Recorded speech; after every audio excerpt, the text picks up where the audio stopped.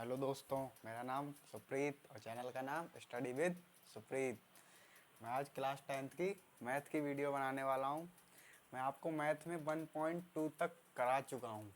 अगर नहीं देखा हो तो प्लीज़ उसे जाके देखें, क्योंकि 1.2 भी करना ज़रूरी है। आज मैं आपको 1.3 कराने वाला हूँ। ये क्लास 10th में पहले चैप्टर की सबसे इम्पॉर्टेंट एक्सरसाइज है। क्या कहा मैंने? ये क्लास टेंथ में मैथ की 1.3 एक्सरसाइज सबसे इम्पॉर्टेंट है पूरी बुक में। इस एक्सरसाइज में से कम एक क्वेश्चन पक्का आता है पेपर में। क्या कहा? एक क्वेश्चन तो बोर्ड में पक्का आता है। तो देखते हैं कि क्वेश्चन कौन कौन से हैं। सबसे पहला उदाहरण देखते हैं कि सिद्ध करो। क्या लिखा है? सिद्ध करो √3 एक अपरिमेय संख्या है। मैं आपको इंट्रोडक्शन की वीडियो में बता चुका हूँ कि रूट के अंदर अभाज्य संख्याएं अगर लिखी हों तो वो एक अपरिमेय संख्या बन जाती है। तो उन्होंने कहा यहाँ पे √3 एक अपरिमेय संख्या है। हमें तो पता है √3 एक अपरिमेय संख्या है, लेकिन हमें सिद्ध करना है कि √3 एक अपरिमेय संख्या कैसे है। आइए चलो सिद्ध करते हैं। तो पहला क्वेश्चन क्या है? √3 एक अपरिमेय संख्या है। तो हम इसे कैसे सिद्ध कर सकते हैं? कोई तरीका ही नहीं है सिद्ध करने का। तो हम मान लेते हैं, क्या करते हैं, माना इसका उल्टा मान लेते हैं। क्या करते हैं? इसका उल्टा मान लेते हैं। कैसे मानते हैं? कि मान लेते हैं कि √3 एक परिमेय संख्या है। क्या करा? एक मानिया कि √3 एक परिमेय संख्या है। फिर उसे जब हम सॉल्व करते हुए ले जाते हैं तो आखिरी में जाके पता चलता है कि ये परिमेय नहीं है। तो जब परिमेय नहीं है तो क्या निकलेगी? अपरिमेय निकलेगी। तो इसीलिए चलो क्वेश्चन शुरू करते हैं। क्या है? √3 एक अपरिमेय संख्या है, सिद्ध करो। तो सबसे पहले क्या होता है? माना √3 एक परिमेय संख्या है। क्या करा? सबसे पहले मानते हैं कि √3 एक परिमेय संख्या है। और मैंने इंट्रोडक्शन की वीडियो में ये भी बता दिया था कि √3 कोई अगर परिमेय संख्या है तो क्या होता है। इसीलिए मैं बार बार कहता रहता हूँ कि इंट्रोडक्शन की वीडियो हर एक बच्चे को देखनी चाहिए, चाहे वो 10th का हो, चाहे फर्स्ट का हो, चाहे इंटर का हो, चाहे किसी भी क्लास का हो। इंट्रोडक्शन की मैथ की वीडियो सबसे इम्पॉर्टेंट है जिसपे मैथ है। तो मानते हैं, क्या माना? √3 एक परिमेय संख्या है।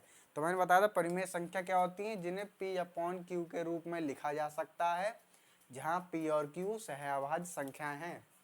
तो क्या √3 को P/Q के रूप में लिखा जाएगा? तो √3 बराबर P/Q हो गया। जब √3 एक परिमेय संख्या है तो इसे लिख सकते हैं √3 बराबर P/Q। और जहाँ P और Q सहअभाज्य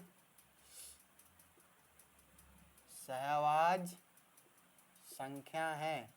सहअभाज्य संख्या का मतलब क्या होता है? इन दोनों का HCF 1 है। क्या है? √3 एक परिमेय संख्या माना तो क्या लिखेंगे? √3 बराबर P/Q, जहाँ P और Q सहअभाज्य संख्या है। और सहअभाज्य संख्या का मतलब क्या होता है? उन दोनों का HCF 1 होगा। अब इसे सॉल्व करते हैं। Q को इधर भेज सकते हैं तो क्या हो जाएगा? P बराबर √3Q। ठीक। अब करते हैं कि दोनों ओर वर्ग करने पर क्या करते हैं? इसे मान लिया समीकरण 1, तो लिखते हैं दोनों ओर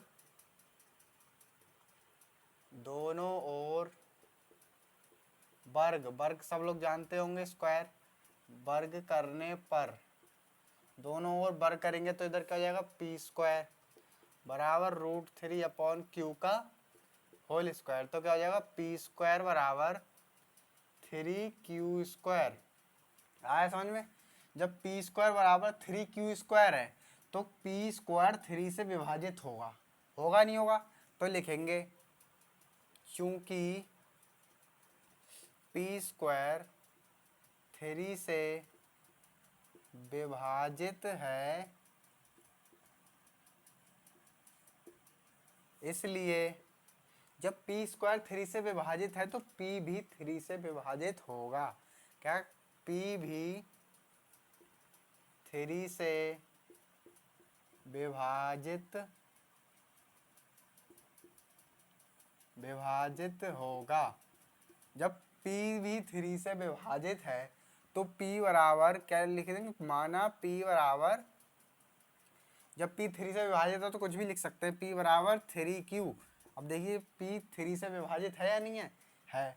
तो अब क्या करेंगे, p का मान रख देंगे समीकरण 1 से। क्या लिखेंगे, समीकरण 1 से p का मान रखेंगे। p का मान क्या था, √3q। तो क्या हो जाएगा, √3q बराबर 3k। ठीक, अब फिर से क्या करेंगे, वर्ग करने पर क्या करा, वर्ग करने पर अब फिर दोनों तरफ वर्ग हो जाएगा। √3q का स्क्वायर बराबर 3q का k का स्क्वायर। तो √3q का स्क्वायर क्या आएगा, 3q स्क्वायर बराबर 3k का स्क्वायर, 3 का स्क्वायर 9 और k का स्क्वायर k स्क्वायर। तो 3 3 जा 9 कट गया। अब इधर देखते हैं क्या है, q स्क्वायर बराबर 3k स्क्वायर।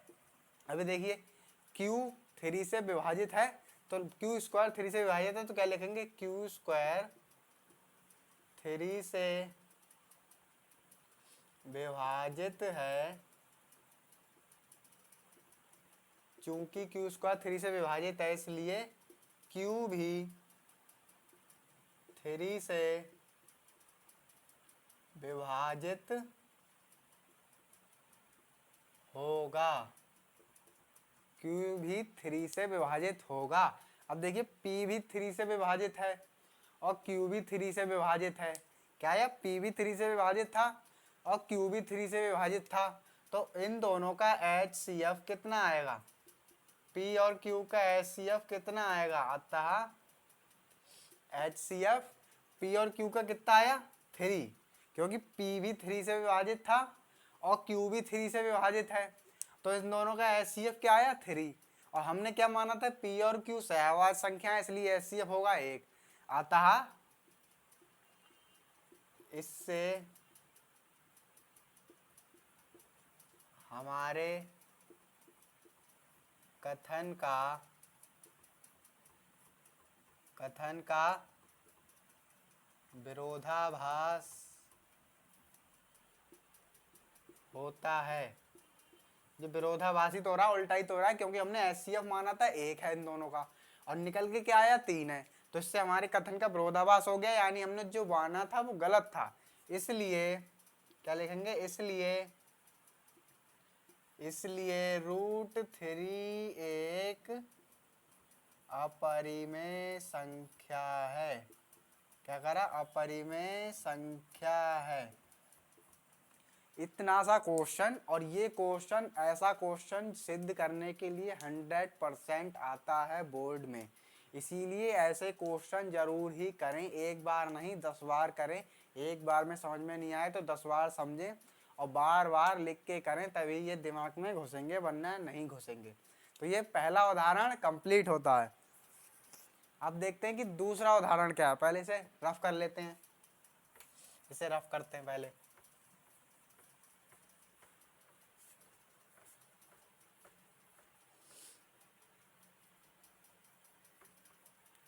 अब क्या है दूसरा उदाहरण, क्या है दूसरा उदाहरण, दर्शाइए कि, क्या दर्शाइए, दर्शाइए कि 5 माइनस √3 एक अपरिमेय संख्या है। तो क्या आ गया, 5 माइनस √3 एक अपरिमेय संख्या है। सब क्वेश्चनों का मेथड सिर्फ सब सेम होगा, बस संख्याएं अलग अलग होंगी और बीच में साइन लग जाएंगे, साइन चेंज हो जाएंगे। तो ये क्वेश्चन उससे भी सरल है। क्या भाई, ये क्वेश्चन उससे भी सरल है। तो इन्होंने कहा सिद्ध करो ये 5 माइनस √3 एक अपरिमेय संख्या है। तो मैंने क्या बताया, सबसे पहले क्या करते हैं, मानते हैं कि 5 माइनस √3 एक परिमेय संख्या है, उसे सॉल्व करते चले जाते हैं। फिर बाद में पता चलता है कि जो हमने माना था वो गलत था। जब ये परिमेय नहीं है तो क्या होगी, अपरिमेय होगी। अतः उससे सिद्ध हो जाएगा कि एक अपरिमेय संख्या है। तो क्या करेंगे, माना 5 माइनस √3 एक परिमेय संख्या है। मान लिया 5 माइनस √3 एक परिमेय संख्या है। तो क्या हो जाएगा, 5 माइनस √3 बराबर p/q हो गया। जहां जहां पी और क्यू सहअभाज्य संख्या है। क्या बताया? 5 माइनस रूट थ्री मान लिया एक अपरिमेय संख्या है, तो क्या करा 5 माइनस रूट थ्री को माना पी अपॉन क्यू, और ये पता ही है जहां पी और क्यू सहअभाज्य संख्या है। तो अब क्या करेंगे, एक साथ वालों को एक से लोगों को एक तरफ और एक से लोगों को एक तरफ। ये देखिए 5 एक परिमेय संख्या है, हमें पता है रूट थ्री एक अपरिमेय है, और पी अपॉन क्यू हमें पहले से पता है कि एक परिमेय होती है। तो ये क्या हो गया, परिमेय वालों को एक तरफ और अपरिमेय वालों को एक तरफ कर लेते हैं। तो इन्हें एक तरफ करते हैं, क्या हो जाएगा 5 माइनस पी अपॉन क्यू बराबर रूट थ्री हो गया, क्योंकि पी अपॉन क्यू इधर ले आए प्लस का था तो इधर आके माइनस का हो गया, और माइनस रूट थ्री उधर भेज दिया तो इधर माइनस का था तो इधर आके प्लस का हो गया। अब इससे हमें क्या पता चल रहा है, हम जानते हैं कि परिमेय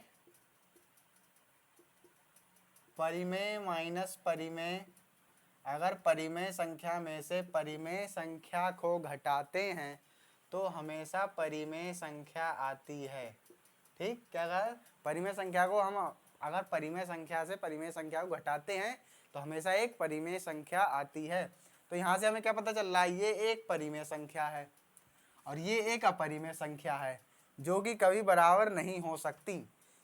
क्या, ये एक परिमेय संख्या और ये एक अपरिमेय संख्या जो कि कभी बराबर नहीं हो सकती, अतः हम सिद्ध कर देंगे कि ये एक अपरिमेय संख्या है। तो हमें लिखना पड़ेगा, ऐसे बताने से काम नहीं चलेगा। तो अब क्या करेंगे, हम जानते हैं, क्या जानते हैं, हम जानते हैं कि 5 माइनस पी अपॉन क्यू एक परिमेय है, क्या है, परिमेय संख्या है, जबकि रूट थ्री एक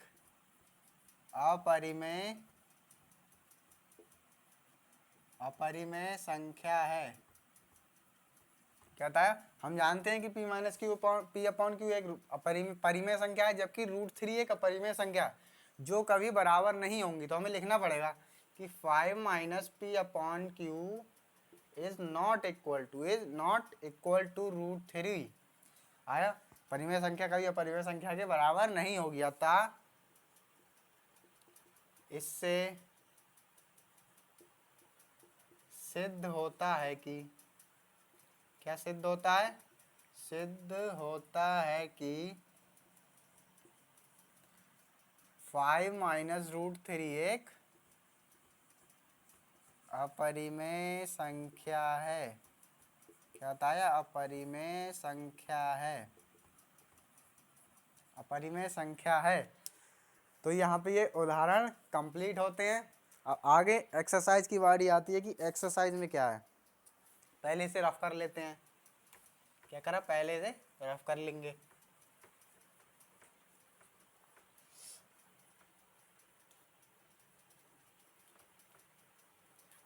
पहले अब आई 1.3 एक्सरसाइज। ये क्या थे, उदाहरण थे, पेपर में वो भी आ सकते हैं, इसीलिए मैंने वो कराए थे।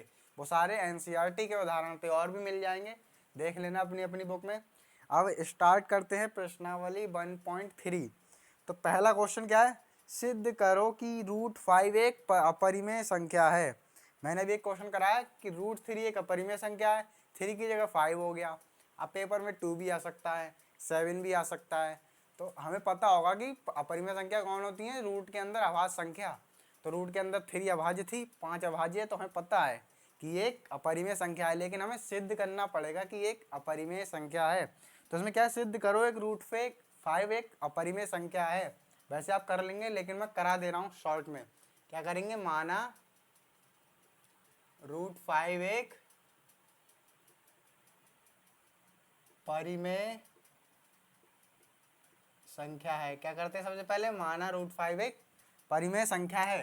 तो क्या करा, रूट 5 बराबर क्या हो जाएगा, p अपॉन क्यू हो गया, जहां p और q सहअभाज्य संख्याएं हैं। पी और क्यू क्या है? सहवास संख्याएं। अब मैंने क्या बताया था, अब थोड़ा स्पीड से बढ़ाऊंगा, इसकी गुणा हो जाएगी तो पी बराबर क्या हो जाएगा? √5 क्यू। अब क्या करते हैं, दोनों तरफ वर्ग कर देते हैं। पहले मानना समीकरण 1, तो इसे क्या वर्ग कर देंगे तो पी स्क्वायर बराबर क्या हो जाएगा? 5 क्यू स्क्वायर।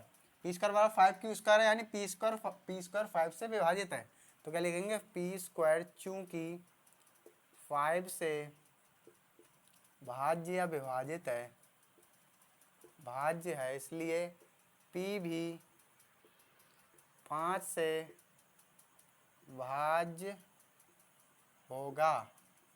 हो गया। तो अब ये हो गया, तो p 5 से भाज्य, तो क्या करते थे? p बराबर माना 5k, ये तो करते थे। अब क्या करेंगे? फिर से वर्ग कर देंगे। वर्ग करने पर पी स्क्वायर बराबर कितना हो जाएगा? 25k square. नहीं, गलत हो गया। p बराबर क्या आया? 5k माना, और ऊपर समीकरण 1 से p का मान रख देंगे, तो क्या था? √5q बराबर 5k। अब क्या करेंगे? वर्ग करेंगे, तो √5k क्यू का वर्ग 5q स्क्वायर बराबर 5k का वर्ग 25k स्क्वायर। 5 से 25 कट जाएगा, तो क्या आया? क्यू स्क्वायर बराबर 5k स्क्वायर।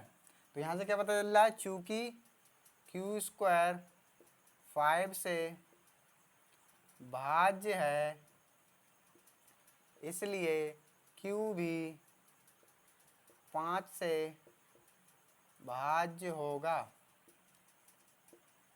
किसी को लग रहा हो मैं स्पीड से पढ़ा रहा हूँ? सबसे पहला क्वेश्चन जाके देखना, बिल्कुल आराम से मैंने समझा के कराया है। अगर वो समझ लिया होगा तो इसमें आपको स्पीड नहीं लगेगी, इसीलिए पहली वीडियो वो पहला क्वेश्चन जाके बिल्कुल ध्यान से देखें, स्किप ना करें। अब जो भी 5 से भाज्य हो गया, तो यहाँ पे यानी पी भी 5 से भाज्य है और क्यू भी 5 से भाज्य है, तो HCF इन दोनों का क्या निकला? पी और क्यू का HCF आया 5, और जबकि सहवास संख्या क्या होती है? उनका HCF 1 होता है। तो इससे क्या हो रहा है? विरोधाभास हो रहा है। क्या हो रहा है? इससे विरोध हो रहा है। अतः √5 एक अपरिमेय संख्या है। तो ये एक्सरसाइज 3.1 का पहला क्वेश्चन था। पहला उदाहरण जरूर जाके देखें, मैंने बिल्कुल आराम से कराया है, इसीलिए स्पीड से करा रहा हूँ। तो ये हो गया √5 एक अपरिमेय संख्या। अगर ऐसे √7 आ जाए तब भी बिल्कुल सेम होगा, यहाँ पे सब वैल्यू बदल जाएंगी। अगर √11 आ जाए सब भी सब सेम होगा, बस वैल्यू बदल जाएगी। √2 आ जाए तब भी सिर्फ सेम होगा, वैल्यू बदल जाएगी। और जो मैंने √3 कराया था वो भी बिल्कुल ऐसे ही था, बस वैल्यू बदल जाएगी स्क्वायर करने पे, बस। अब अगला क्वेश्चन देखते हैं। ये पहला क्वेश्चन था 3.1 का। अगला क्वेश्चन देखते हैं क्या है कि सिद्ध कीजिए 3 + 2√5 एक अपरिमेय संख्या है। अब क्या है? 3 +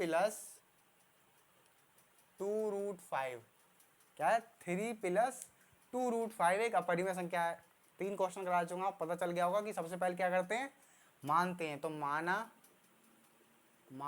3 + 2√5 परिमेय संख्या है। क्या माना? परिमेय संख्या है। जब परिमेय संख्या है तो उसे क्या लिख सकते हैं? 3 + 2√5 बराबर p/q। और मैंने क्या बताया था उससे पहले क्वेश्चन में? एक जैसे लोग एक तरफ और एक जैसे लोग एक तरफ, यानी परिमेय संख्या एक तरफ और अपरिमेय संख्या एक तरफ। तो ये हटाओ इसे, 2√5 बराबर p/q। यहाँ 3 प्लस का था, इधर जाके किसका हो जाएगा? माइनस का 3। अब यहाँ पे 2 और है, ये भी एक परिमेय है, तो यहाँ गुणा में है, तो नीचे जाके किस में हो जाएगा? भाग में। तो क्या हो जाएगा? √5 बराबर p/q -3 का अपॉन में 2 आ गया। अब क्या लिखेंगे? हम जानते हैं कि ये एक परिमेय संख्या है, और हम ये भी जानते हैं कि √5 एक अपरिमेय संख्या है जो कभी एक दूसरे के बराबर नहीं होंगी। अतः इससे सिद्ध होता है कि 3 + 2√5 एक अपरिमेय संख्या है। तो लिखते हैं, क्या लिखा है? p/q -3/2 एक परिमेय संख्या है। क्या है? एक परिमेय संख्या है। जबकि √5 एक अपरिमेय संख्या है। √5 एक अपरिमेय संख्या है। हो गया। अतः p upon q minus 3/2 is not equal to √5। अगर इससे सिद्ध होता है कि √3 + 2 √5 एक अपरिमेय संख्या है। आशा करता हूँ कि क्वेश्चन समझ में आया होगा। मैंने थोड़ा तेज कराया है, इसीलिए मैं कह रहा हूँ कि जो शुरू में वीडियो थी, ये पहला और दूसरा उदाहरण मैंने कराया, उसे ध्यान से देखना, वो समझो बेसिक है। अगर समझ में आया तो ये उनके सामने कुछ नहीं है। अब अगला क्वेश्चन देखते हैं क्या है। अगला क्वेश्चन है तीसरा और आखिरी क्वेश्चन एक एक्सरसाइज का, कि सिद्ध कीजिए कि निम्नलिखित संख्याएं अपरिमेय संख्याएं हैं। इन्हें मैं शॉर्ट में करा दे रहा हूँ, अब मैंने 3 करा दिए हैं, उन्हीं को देख के इन्हें आप सॉल्व कर लेंगे। तो पहला है 1/√2, पहला है 1/√2, दूसरा है 7√5 और तीसरा है 6 + √2। ठीक। अब सबसे पहले क्या करते हैं, मानते हैं कि ये एक परिमेय संख्या है, तो लिख देंगे माना 1/√2 एक परिमेय संख्या है। क्या माना? परिमेय संख्या है। तो क्या लिखेंगे, 1/√2 को बराबर p/q, जहां p और q सहअभाज्य संख्याएं हैं। अगर डिटेल में देखना हो तो वीडियो के बिल्कुल शुरू में जाएं, जो तुमने स्किप कर दिया होगा वो देखें जाके, वरना ये क्वेश्चन समझ में नहीं आएंगे। तो क्या करा, ये मान लिया कि 1/√2 एक परिमेय संख्या है, तो इसे क्या लिख सकते हैं, बराबर p/q। तो अब क्या होती है, तिरछी गुणा होती है, सबको पता होगा, इसकी इससे। तो q की 1 से हो गई q, बराबर √2 की p से हो गई तो √2p। अब ये बिल्कुल सबसे पहले वाले क्वेश्चन की तरह हो गया है। अब ये अपने आप भी कर सकते हैं, मैं शॉर्ट में बता रहा हूँ। अब क्या करते हैं, इसे समीकरण 1 मारते हैं और वर्ग करते हैं, तो क्या हो जाएगा, q² बराबर 2p²। अब q² 2 से विभाजित है, तो q भी 2 से विभाजित होगा, तो क्या लिख देते हैं, q बराबर 2k। और q का मान क्या था, √2p बराबर 2k। अब फिर वर्ग कर देते हैं, तो √2p का वर्ग 2p² और 2k का वर्ग 4k²। 2 से 4 कट जाएगा, 2 2 जा 4, तो p² बराबर 2k²। तो यानी क्या पता चला, q² भी 2 से विभाजित है, p² भी 2 से विभाजित है, तो इन दोनों का HCF कितना आ जाएगा, 2। और जबकि हमने क्या ऊपर माना था, 1/√2 p/q है, जहाँ पे p और q सहवास संख्याएं आता है, उनका HCF 1 है, और नीचे क्या आ रहा है, 2 है। इससे हमारे कथन का विरोधाभास होता है, अतः 1/√2 एक अपरिमेय संख्या है। आया समझ में? नहीं आया तो पहला क्वेश्चन जरूर देखें ध्यान से, फिर अपने आप कर लेंगे आप। अब आ रहा 7√5। तो क्या कर रहे हैं, सबसे पहले मानते हैं, माना 7√5 परिमेय है। क्या माना, परिमेय है। तो क्या हो जाएगा, 7√5 बराबर p/q, जहां p और q सहअभाज्य संख्याएं हैं, अतः इन दोनों का HCF 1 है। तो अब क्या हो जाएगा, मैंने क्या कहा, परिमेय वालों को एक तरफ और अपरिमेय वालों को एक तरफ। तो 7 एक परिमेय है, √5 एक अपरिमेय है, तो 7 को दूसरी तरफ भेज देंगे। √5 बराबर p/7q हो गया। अब हम जानते हैं कि एक, पहले लिख देंगे, हम जानते हैं कि p/7q एक परिमेय संख्या है, जबकि हम जानते हैं कि √5 एक अपरिमेय संख्या है, अतः ये दोनों कभी बराबर नहीं होंगे। इससे हमारे कथन का विरोधाभास होता है, अतः 7√5 एक अपरिमेय संख्या है। मैं बार बार कह रहा हूं कि वीडियो के पहला क्वेश्चन जरूर देखें उदाहरण, वरना ये क्वेश्चन कठिन लगेंगे। अब क्या है तीसरा, 6 + √2 सिद्ध करो एक अपरिमेय संख्या। सबसे पहले कहते हैं, माना ये एक परिमेय संख्या है। क्या माना है कि परिमेय संख्या है, तो इसे क्या लिखते हैं, 6 + √2 बराबर p/q। परिमेय वालों को एक तरफ, अपरिमेय वालों को एक तरफ, तो √2 इधर रह जाएगा, बराबर p/q - 6। अब क्या भाई, पुरानी बात, हम जानते हैं कि p/q - 6 एक परिमेय संख्या है, जबकि हम जानते हैं कि √2 एक अपरिमेय संख्या है। यहाँ पे लिख देंगे, अतः ये दोनों कभी बराबर नहीं होंगे। इससे हमारे कथन का विरोधाभास होता है, अतः 6 + √2 एक अपरिमेय संख्या है। और कैसी लगी वीडियो, समझ में आई हो तो लाइक, शेयर और चैनल को सब्सक्राइब जरूर करें। कोई वीडियो पूरी ही नहीं देखना चाहता है, पता नहीं क्यों। अगर कोई गड़बड़ लगती है तो कमेंट में ज़रूर बताएं, लेकिन वीडियो ज़रूर देखें पूरी, और चैनल को ज़रूर सब्सक्राइब करें और अपने सब व्हाट्सएप ग्रुप में शेयर ज़रूर करें, ताकि जो 10th में है उन्हें थोड़ी मदद मिल सके। तो ये 10th की मैंने 1.1 करा दी, 1.2 करा दी, लेकिन ये 1.3 कराइए। ये सबसे इम्पोर्टेंट वीडियो है 1 पॉइंट पूरे चैप्टर की। अब 1.4 आएगी, इससे आगे वो भी ऐसी है, लेकिन 1.3 पूरा चैप्टर भूल जाना, लेकिन 1.3 मत भूलना। ये सबसे इम्पोर्टेंट वीडियो है, ठीक है। तो वीडियो अच्छी लगी हो तो लाइक, शेयर और सब्सक्राइब जरूर करें। धन्यवाद।